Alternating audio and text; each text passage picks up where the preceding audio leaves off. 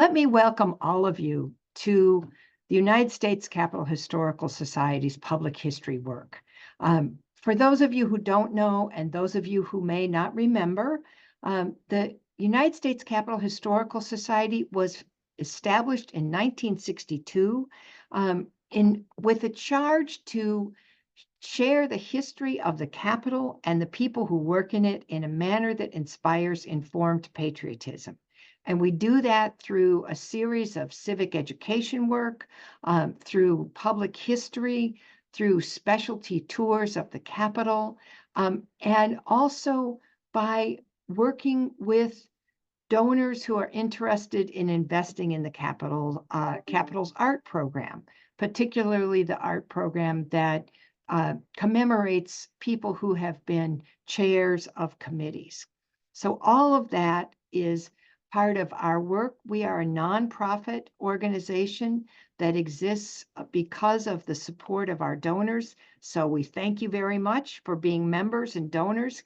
Keep it up. Remind your friends. Now, today, we have an amazing story. This distinguished author, Professor Harold Holzer, has written a book called Brought Forth on This Continent, Abraham Lincoln and American Immigration.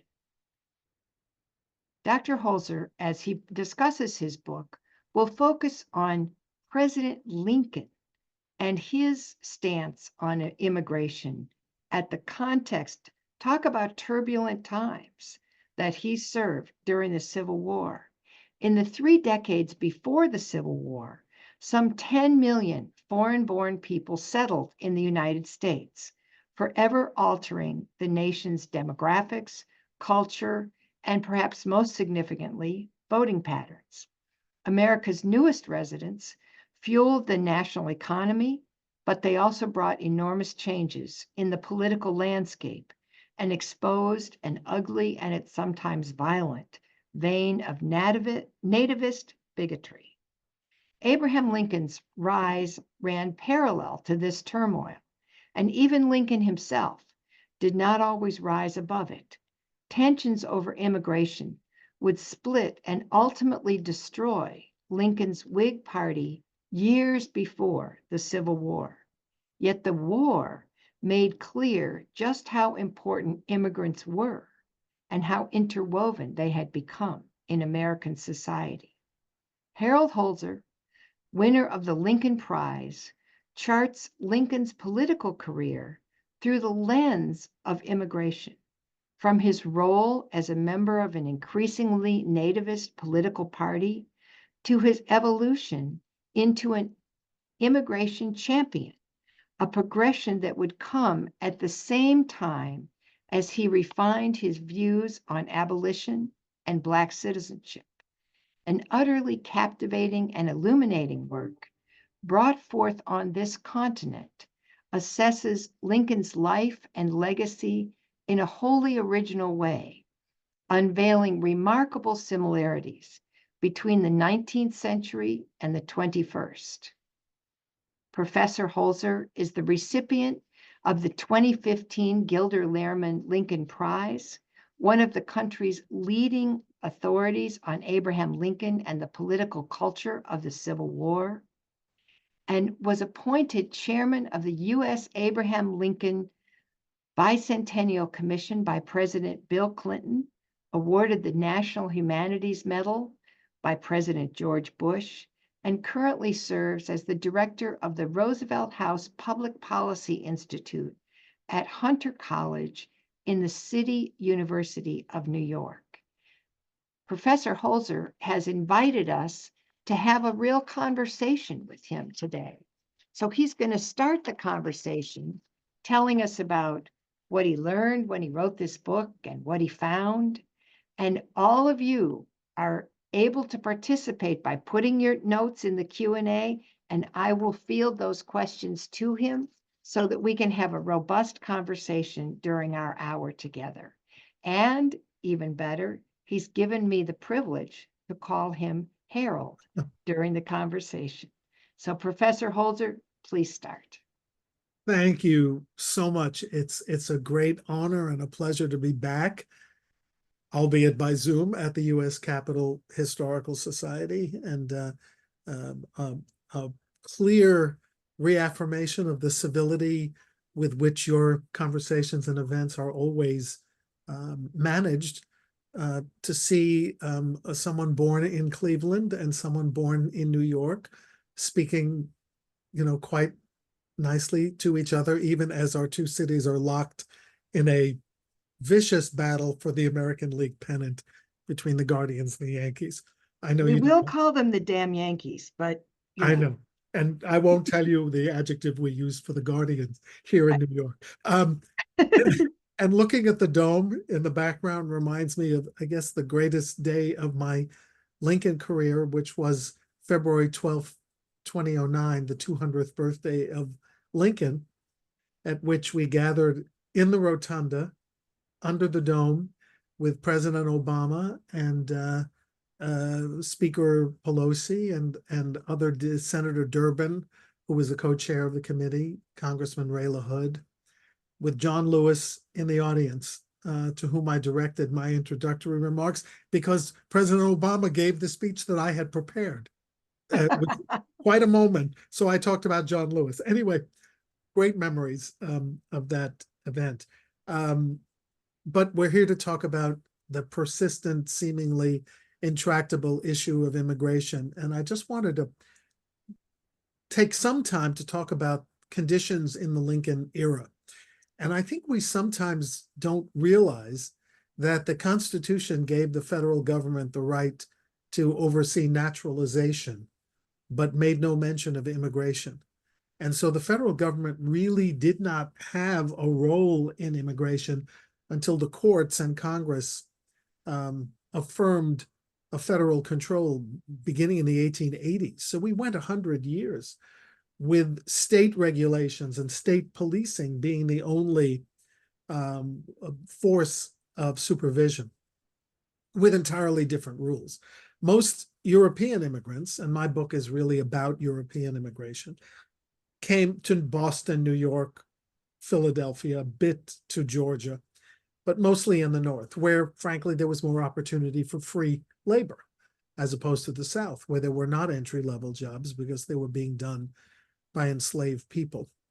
There were objections raised. Ben Franklin didn't like Germans, didn't want them in Philadelphia. John Adams didn't want Catholics, and cracked down with the alien part of the Alien and Sedition Act. But things got back to an open door when Jefferson was president and beyond. Andrew Jackson loved recruiting the Irish, literally as they stepped off the docks, because the opposition Whig Party had become a little too snobbish about foreign-born residents, and the Democrats embraced them. Two things happened in the 1840s that made it a bigger issue. One was the potato famine in Ireland, which propelled hundreds of thousands of Irish to the New World. Ireland was the only country to lose population in the 19th century. And the second was the failure of liberal revolutions on the continent, mostly after 1848, that drove huge numbers of German immigrants to the United States. So we're talking about, by 1850, some 6 or 7 million foreign-born had emigrated to the United States, and tensions arose. Now, just a quick word about Lincoln is that he, born in rural isolation, was not terribly aware of the immigrant issue, just as he was kind of blissfully unaware of slavery until he became an adult. He didn't even meet foreign-born people until he took a flatboat trip to New Orleans when he was 19 years old and heard French being spoken and saw people of color on the streets. Well, in 1844, a riot erupted in Philadelphia over objections that the church was trying to take over public schools in Irish neighborhoods. There were actually 2 tranches of the riots, and by the time they were over, people had been killed, the National Guard had been called in, and Whigs were being blamed for hostile anti-immigrant talk that got people's emotions going and pushed it toward the border of violence. Whigs across the country were compelled to answer. A meeting was held in Springfield, Illinois, and that is where we get Lincoln's first comments at the age of 35 on American immigration. And he was chosen not to chair the meeting, but to write the resolutions because he was the most gifted writer. And he writes that nothing should be put in the way of open immigration and a pathway to citizenship for new arrivals to the country. And publicly, he actually never really wavered from that position in the Lincoln-Douglas debates, in the conventions that led to the organization of the Republican Party 2 years earlier, in fealty to the platform of the Republican Party the year he ran for president in 1860.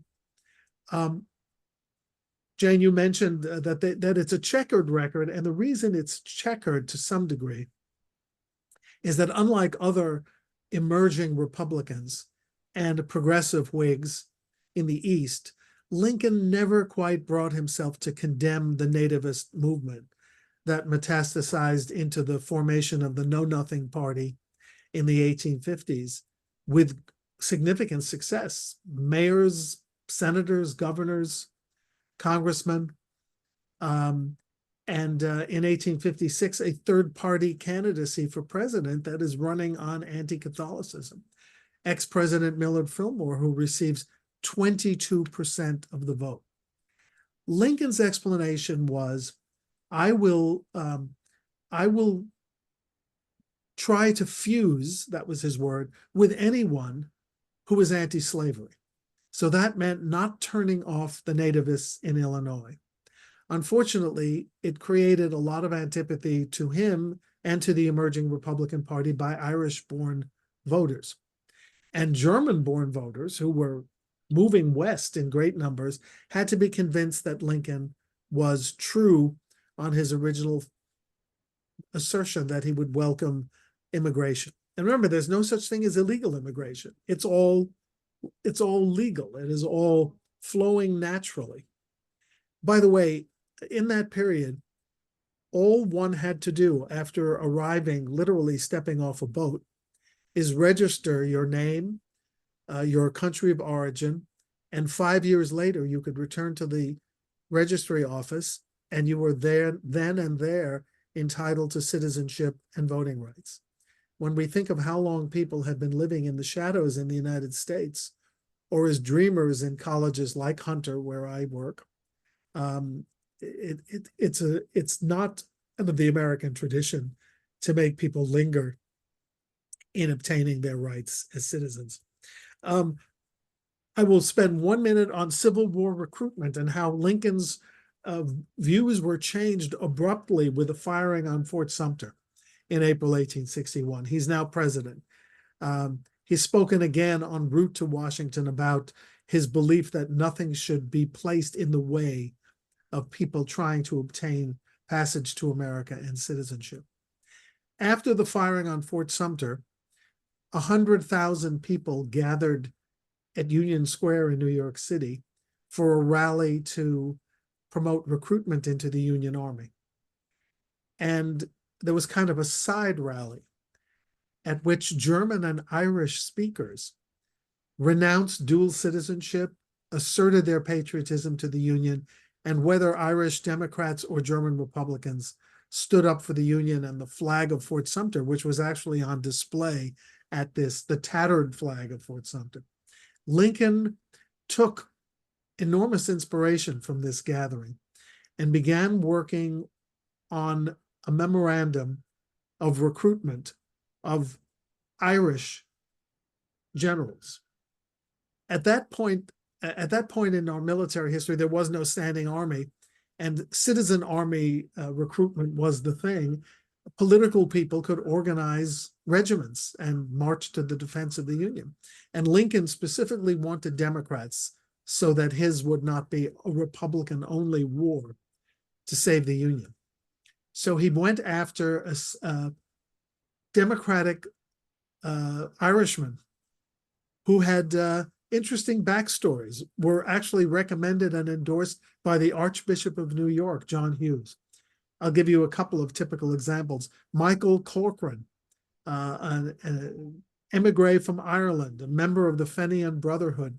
When the Prince of Wales had come to New York, Michael Corcoran had refused to assemble his regiment to greet the heir to the British throne, and he was being court-martialed. When the war broke out, that court-martial was suddenly forgotten, and he organized the Fighting Irish as we know it. He was captured early, so his successor, Thomas Francis Marr, took over the regiment. He was most famous for being convicted of treason in Ireland and shipped to Australia. Was part of a penal colony, but escaped. These are the characters who buttressed the Union fighting force. And Lincoln also went after German generals like Franz Sigel in Missouri. The rallying cry, "I fights mit Sigel," became a magnet for German recruitment all over the country. It didn't matter that none of the people I mentioned did well in battle. In fact, they were all failures. They were totems for multi-ethnic recruiting. What about the rule that soldiers had to be conversant in English to fight? That was another rule that was conveniently forgotten. So Lincoln fathers this multi-ethnic approach, this multinational approach to preserving the Union and ultimately fighting slavery. And that manifests itself when he comes back from Gettysburg. And actually, I have a photograph to show, the first of 3 images I wanted to show, if we can put that on the screen. So there's Lincoln around the time he came back from Gettysburg. He didn't look this robust because he came back with a case of smallpox and actually had to isolate himself, a case that was so serious, although it's been underreported by historians, was so serious that the valet who attended him caught smallpox and died, and he was a much younger man. Lincoln was robust enough to survive. He comes back and is bedridden for weeks, but he has an obligation. He has to prepare and submit his annual message to Congress, the equivalent of the State of the Union message. There was a deadline. It was early December, 2 weeks after Gettysburg, and he got to work on it. And what emerged was an extraordinary recommendation for a national legislative reform on immigration. Create the first federal bureau on immigration. Expand the immigration stations at which the foreign-born arrive, like Castle Garden in the southern tip of New York City. Build new immigrant landing stations in New Orleans, for example, that had fallen into Union hands early in the war.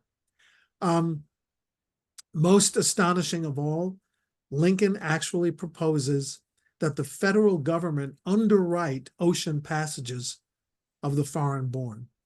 Now, he makes his argument as prosaic and non-revolutionary as the Emancipation Proclamation. Jane, you mentioned in your introduction that his evolution on these approaches has been dramatic in the war years. And just as he couched the proclamation on the grounds of military necessity, he acted as commander-in-chief. He couches immigration reform in terms of the need for men to serve in the armed forces, and, as he put it, to populate mines, farms, and factories. The war had, killed 200,000 or more people by this point, and injured tens of thousands more, taking them out of both the military and civilian workforce. So Lincoln couched this reform as a battle to build the society necessary to fight the war. And if we look at the next page, I would love to show the next shot, I should say. I'd love to show Lincoln's handwriting, where he attacks the issue and talks about how important immigration is to the war effort. But I think he was too sick to write it himself. So we have this scribe's version of the crucial page of the annual message that refers to the encouragement of immigration. Now, I think had Lincoln written it, he would have gotten the words encouragement of immigration on one page.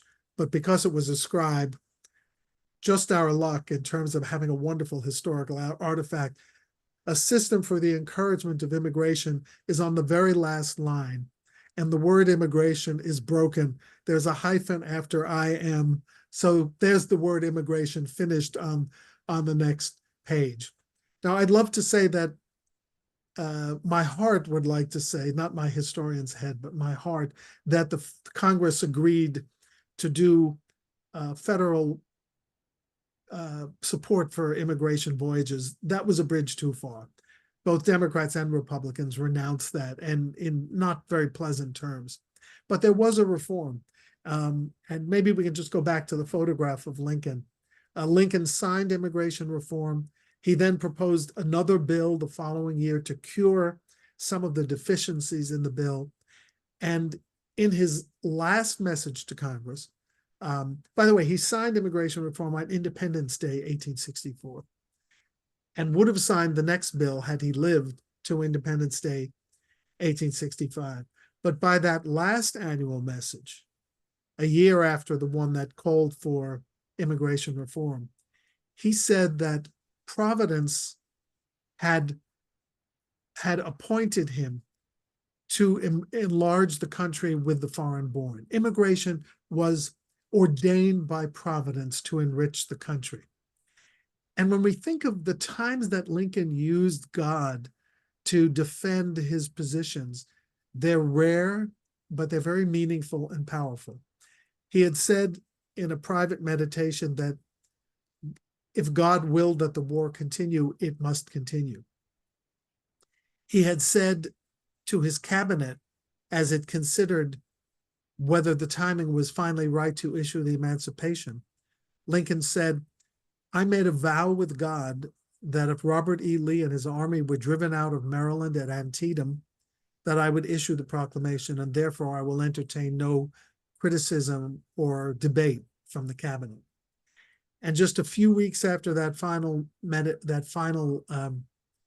message to Congress, he would speak at the Capitol, on the other side of the Capitol, at his second inaugural, and one more time invoke heavenly guidance by saying, if God willed that the war continue until every drop of blood drawn with a lash had to be repaid by one drawn with the sword, then the judgments of the Lord are true and righteous altogether, or true and righteous, as Daniel Day-Lewis said it in the Lincoln movie. So summoning God to defend a policy is rare for Lincoln. I think he's the father of immigration reform. That last bill in 1865 that he didn't live to see signed, was signed by Andrew Johnson, was the last pro-immigration legislation, as the great historian Robert Caro has pointed out, for 100 years. Not until the 1965 Emanuel Seller reform that Lyndon Johnson signed to open up our doors to Southeast Asians who had supported the American war effort there, was there a pro-immigration bill. And it's been 60 years since the last legislation, as we remain embroiled in debate, to which I think Lincoln remains a guidepost, just as he was during the Civil War. There's lots more detail, but I think I'd love to leave it there and entertain questions from you, Jane, or from our listeners. Thank you. Great. Well, I tell you, this is a whole different perspective on Lincoln. We all grew up, learning bits and pieces about Lincoln, but really to understand this context is important. And in one of the interviews that you gave as we were getting ready for this, we looked at several things you'd spoken, and you indicated that Springfield, Illinois, was surprisingly integrated in the 1850s. And how do you think that this, demographics of his hometown influenced Lincoln's interactions with the people, his barber and all the other folks who were from various walks of life. It was a surprisingly diverse town. It had a Catholic church, an Irish residence. It had, as you point out, his barber, who was also a law client because he was a successful businessman named William de Fleurville, or Flourville, as he anglicized it, whose free son was captured and placed into slavery. Lincoln and others came to his defense in getting him liberated during the 1850s. Yeah, I think it had a big impact on him. Now, that is not to say that Lincoln embraced Democrats. I mean, it was always political with Lincoln, and the Irish population were Democrats. And while he knew that there were St. Patrick's Day parades in Springfield, he also knew that the Irish would not vote for the Whig or the Republican Party that he helped form in the late 1850s. In fact, if you look to a kind of a low point of Lincoln and his evolution and his tolerance, during the 1858, the waning days of the 1858 campaign, when, as we know from where we are in the world today, people get a little crazy at the end of a big campaign, Lincoln said, "I just saw some Irishmen at the train station with carpet bags. They're clearly being brought in to vote illegally against us. I think we should hire detectives to turn them away." Now, this was the height of paranoia because the Irish were being imported to work on the railroads, not necessarily to vote because they hadn't established state and local residency. But it speaks to a period of high tension. On the other hand, Lincoln was so deeply immersed with the German-born population. He would soon hire a German-born newspaper editor, John Nicolay, to be his private secretary. But a few months before, he had an opportunity to rescue a failing German language newspaper in Springfield. And he supplied them with $500, a great deal of money in 1859, and became the de facto publisher of a German language paper which he could never read. The reason he bought it is the contract that he signed, which still exists, by the way, mandated that the publication remain true to the Republican platforms of the state and local and national party until after the election of 1860.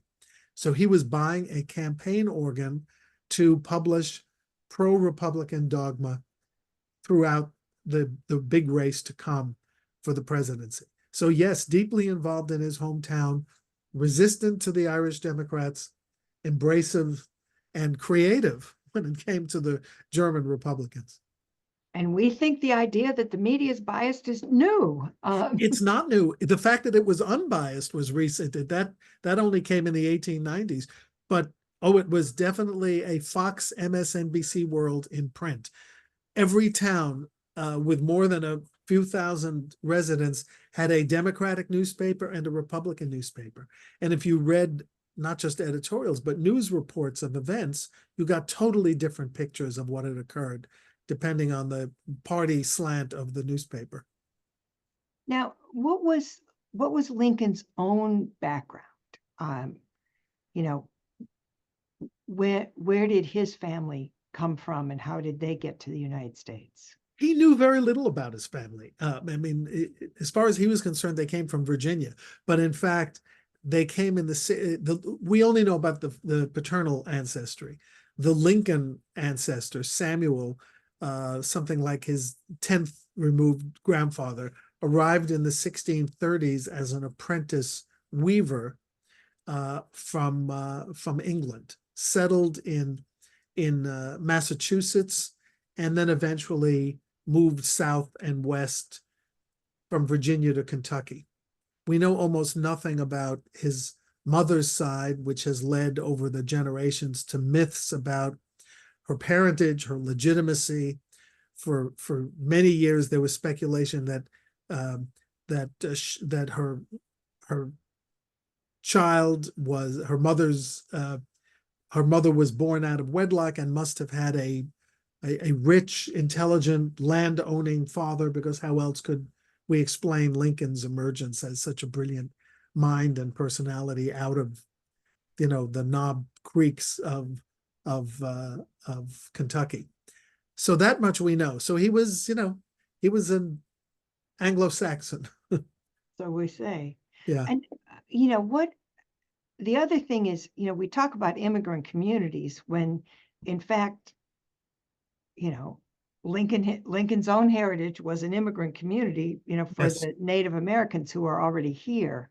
And I understand that Lincoln's grandfather was killed in some altercation with Native Americans and his father was at risk.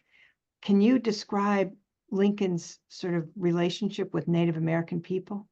Yeah. I mean, he said that the only family legend that had survived time and was universally talked about was the death of his grandfather, whose name was Abraham Lincoln, at the hands of a Native American raiding party. And the axe was literally about to fall on little Thomas Lincoln, his future father, when an older brother shot the Indian and ended the threat to Thomas. So this was, of course, a big part of family lore and a great event in their lives.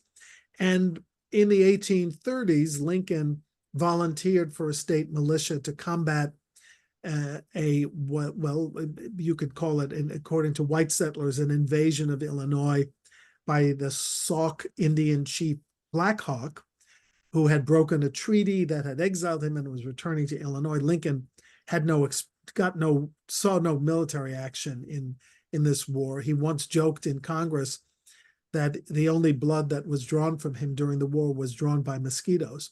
But it cemented his antipathy to Native peoples, and he regarded them as dangerous up through the Civil War. There's a low point and a high point. The point that Indigenous people still refer to with great anger, especially on Indigenous Peoples Day, which we just experienced a few days ago as we speak, was in 1862. He asked to review death sentences that had been imposed on more than 200 Minnesota Sioux Indians for an invasion of Minnesota. Women and children had been sexually abused and killed. And the governor of Minnesota, who was running for re-election, wanted all 230 captives to be executed. And quickly. And Lincoln said, I'm not going to kill Native Americans for votes. And he demanded to see the files. And at the end of his review, which was meticulous, we have the files, he allowed the execution of 36. Well, he actually said 37, but later it became 36 to proceed. And so, you can look at this, not to be glib about it, but as a half empty, half full. He pardoned 160 people or 200 people, but he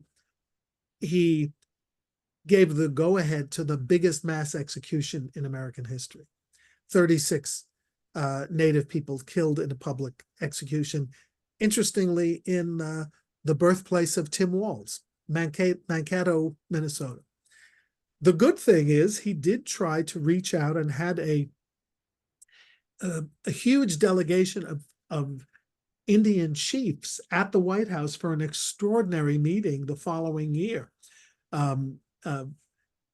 It's almost like a John Ford movie, but they were seated on the floor of the East Room, cross-legged in their elaborate native finery, and Lincoln arrives to lecture them, maybe a bit paternalistically, about how he hopes they will be peaceful and will embrace agriculture as opposed to hunting and not take up war against white people and really behave in their reservations, is what he was really saying.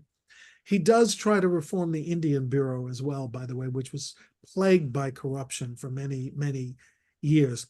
So a mixed record. Lincoln, had no innate sympathy to Native Americans for sure. And in that regard, he was not unlike others of his generation, even in the progressive movements of his party. And Oh, I see I'm being corrected about Mankato. Yes, Governor Walz was born in Nebraska, my mistake, but he did live in Mankato and he regards it as his hometown, I gather. I hope I'm right about that. Listen, Tim Walz taught me how to pronounce Mankato. I used to say Mankato all the time. So thank you for that from him. Now, tell us, your whole book, this one focuses on immigration. Why do you think there's been, why do you think it is sort of been a neglected part of Lincoln's legacy? It's a great question. And I'm happy for the systematic omission of this part of the story because I was astonished that there was so much rich material that, of course, his writings have been published, but they haven't been pieced together to trace the evolution that you described. And I think maybe one of the reasons is that in the more hagiographical studies, it's not an easy subject to deal with because he does have ups and downs in it. He's not willing to condemn extreme nativism because he doesn't want to turn people off who might someday come to his side. He's not as sympathetic to the Irish as he is to the Germans, if only because of party affiliation. And he loves telling ethnic jokes. He tells Irish jokes through most of his career. Even as president, he tells Irish jokes. I'll give you one example that's not too pleasant. But after the New York City draft riots, when he was a little bit too slow to send in the army to put down the disturbance, which local police could just not handle, and that was largely an Irish led and populated burst of a few days of violence, Lincoln was asked what general he thought should lead the soldiers who needed to put down the violence, and he said, "What about General Kilpatrick?" Waiting for a reaction. The joke was Kill Patrick. Oh, yeah. He couldn't help a pun even at perilous times, but he told German jokes too. He liked so it's not all it's not a simple picture, but I like to tell I usually close my talks by reminding people that society had really transformed by the time Lincoln died. I mean, he died on 10th Street in Washington, but he was carried from Ford's Theater to the boarding house of a German-born owner, Mr. Peterson. He was attended by a Latvian-born doctor, Dr. Lieberman, who came to treat his eye, thinking that there was something they could do about his eye. His assassin was shot by a British-born soldier who disobeyed the orders that John Wilkes Booth be taken alive that had been issued by his Irish-born commanding officer. The execution of the conspirators, one of whom was German-born, was supervised by a German executioner and memorably photographed by a Scottish-born photographer, Alexander Gardner. His remains were viewed in New York in our own city hall while a Wagner chorus sang arias. A German chorus sang below the steps of City Hall, and he was guarded by Thomas Francis Marr, who was one of the guards, who was the Irish-born leader of the 69th Regiment. And one of the young teenagers who waited on long lines to see Lincoln's remains was an Irish-born art student named Augustus St. Gaudens, who went on to create one of the most memorable Lincoln statues ever produced, unveiled in Chicago in the 1880s. And just to complete another evolution, it was in front of that statue that the first son of an African was a declared victory for the presidency, Barack Obama. So this multi-ethnic story has continued to unfold even in the absence of federal action for such a long period of our history. And, as we try to understand the context of when Lincoln was living, what was going on at his time, you've described his engagement with the Germans and, investment in the German newspaper, but his real concern about the Irish because they're Democrats. Yeah. Then when it came time, for the commemoration of his honoring him in death, the Germans and the Irish came together. Were the Germans and the Irish coming together in a consistent way, or was it just a one-shot deal? Well, it was a consistent act of bereavement and mourning and respect. But in a few months before his death, New York City, for example, had voted 65 to 35 against Lincoln's reelection bid, and the Irish vote. You could look at what we call EDs, and the Irish pockets were hugely Democratic, and the little Germania area of Manhattan was solidly Republican. So that certainly did not change. What was remarkable was that there was unity about the sense of loss, and certainly the patriotic fight that both the Irish and the Germans and the Swiss and the Hungarians and the Italians had maintained during the war. And interestingly, by the end of the war, the Irish were considered the great fighters, and the Germans had their courage questioned after the Battle of Chancellorsville. So it was a kind of topsy-turvy situation. But yes, unity was achievable in the fight to restore the Union, and Lincoln had shepherded that very skillfully and very, very inspiringly. And if we look at that in context, the other group that was fighting was Black people. Yes. And how, but I understand Black soldiers died at much higher rates than white soldiers who were fighting for the Union. What was that all about? Well, that was another bridge that was very far. Of course, after emancipation, Lincoln, speaking about an example of his having two different messages, he urged liberated African Americans not to take up arms against their, quote, masters. And then within a month, Congress is deliberating on a bill to recruit African Americans to serve in the military, where taking up arms is kind of the thing. And Lincoln is hugely supportive of that. So, Lincoln always operates very slowly. The first generation, so to speak, of African American troops did not get the same salary as white soldiers. Lincoln thought it necessary to ease them into equal status in the military so they would be accepted, so that white soldiers would fight alongside them. We don't recall the depths of racial animus or ethnic animus in the 19th century. It was pervasive, it was deep, it was repugnant, but it was tolerated. And Lincoln had to explain to Frederick Douglass that he would equalize pay at some point, but that he needed time to do that. And Irish unrest about the draft had to do with African Americans and their potential for migrating north once liberated, and then competing for the lowest level jobs that the Irish by and large maintained in New York, which is the same kind of conversation we have today.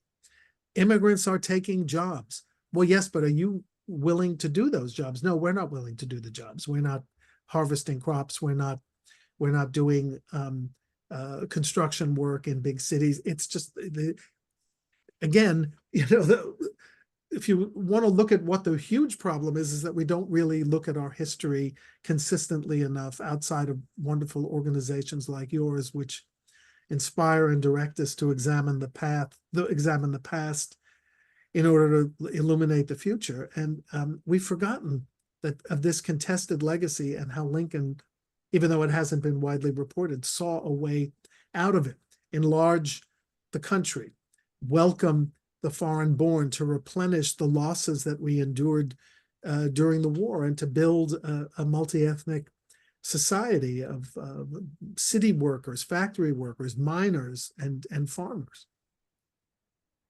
And so would you say, as we look at, the question of what do we learn from our history as we deal today, history doesn't repeat, but it rhymes, they say, Yeah. that the rhetoric about concern about immigrants, the reasons that were put forth to dislike various immigrant groups at that time, how do you see it, rhyming today? Well, it's a sad rhyme. It's not a happy rhyme, but the same tropes are advanced today. And considering how much of this country is now traces its origins 3 or 4 generations to other shores, it's remarkable that the discourse is considered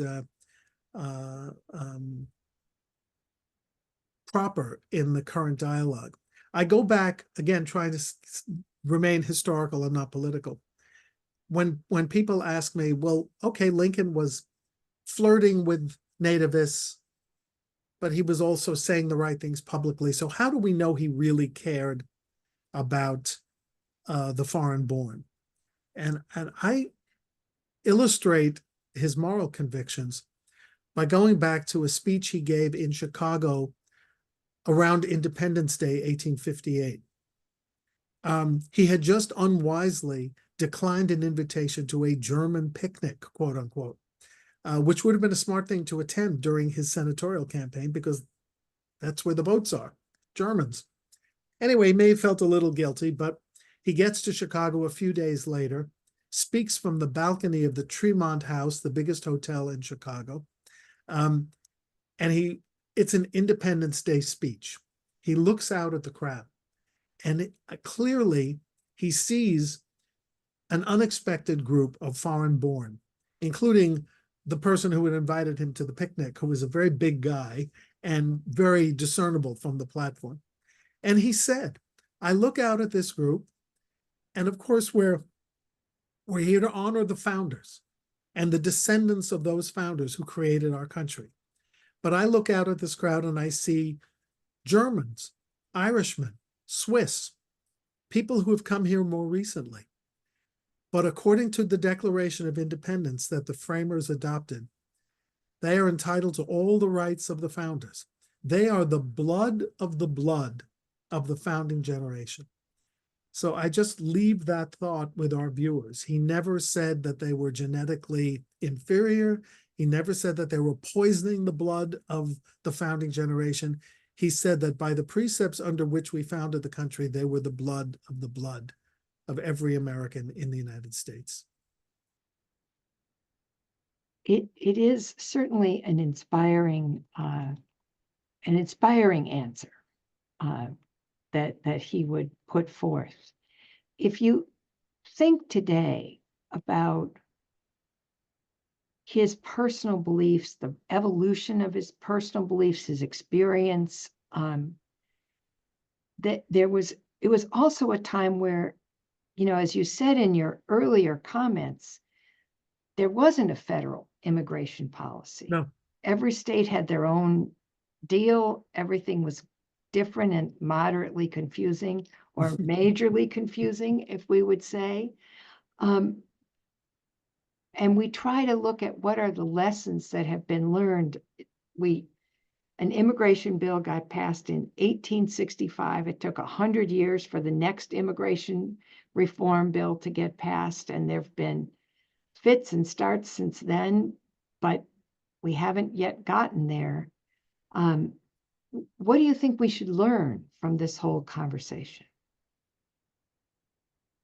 Well, I think if we focused on the contributions of the foreign-born to our society, we're on the right track.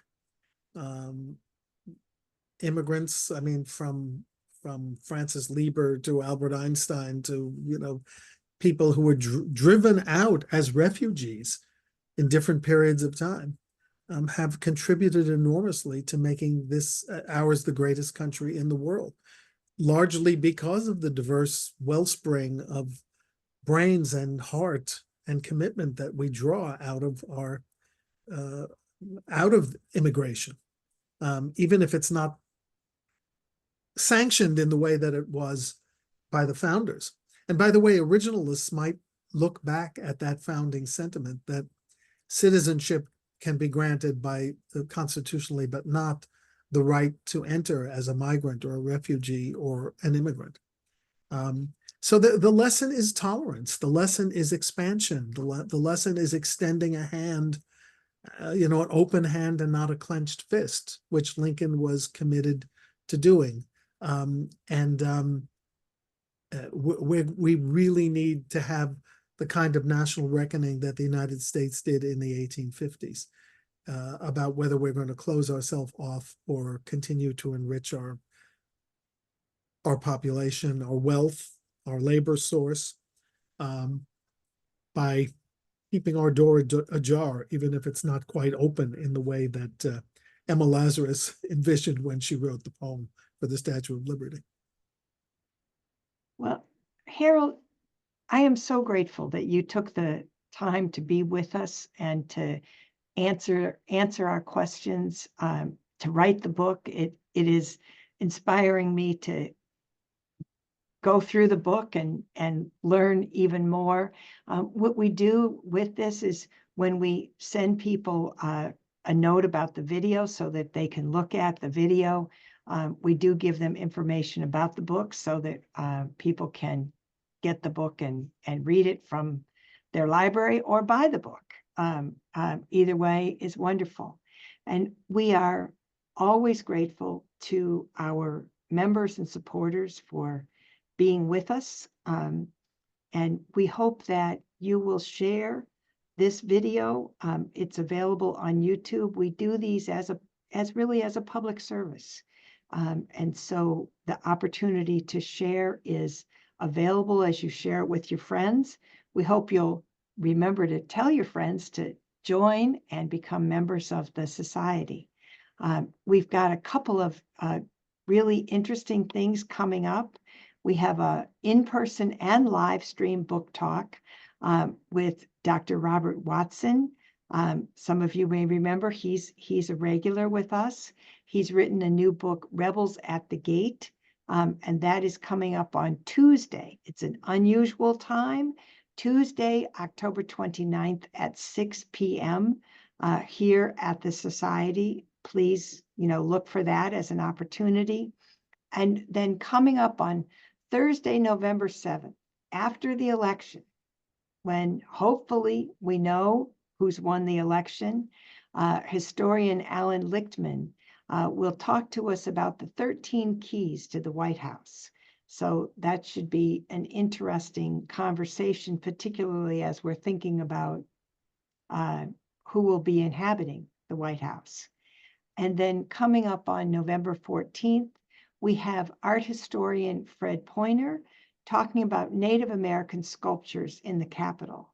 We've made a determination at the Capitol Historical Society that as we deal with Thanksgiving holiday, we always try to have a focus on Native Americans as part of our November programming, because we think that those stories are often untold and we continue to share those stories. Again, wait a minute. I just got news. November 14th is a Thursday. I did call it a third. There's just every now and then you get a typo on your hold screen, but we can fix that. By the time it's November 14th, you'll know it's Thursday. So we look forward to having you join us for these things. Dr. Holzer, thank you for being with us. We are grateful to you for your time, for your scholarship, for all that you have contributed to this country by helping us to understand President Lincoln in his complexity. We're grateful. Thank you. Thank you for having me, Jane. It's been wonderful. I love your organization. And everything that's been done to make the Capitol both a history forward and a forward-looking institution at the same time. Well, thank you. We do appreciate it. And, you know, one little story that you might be interested in, we talked about it at the opening, is that part of our program we call Capital Civics, where we work with other entities to try to help teachers understand how to use primary sources. We were just at the Abraham Lincoln Museum and Library in Springfield, Illinois, with 25 teachers from around the country, including as far as the Mariana Islands, looking at virtual learning tools that we can have that relate to the story of Lincoln, to the story of Everett Dirksen. We were in conversation with Dirksen, the Dirksen Institute, the passage of civil rights bills, the passage of the civil rights bill under Lincoln to the passage of civil rights bill in 1964. So we continue to be Lincoln scholars and teach those who teach the next generation how to build a real understanding of President Lincoln and his legacy and what it means to all of us. That's wonderful. Thank you so much. Thank you all for being with us. We look forward to seeing you again soon. Bye. Thank you.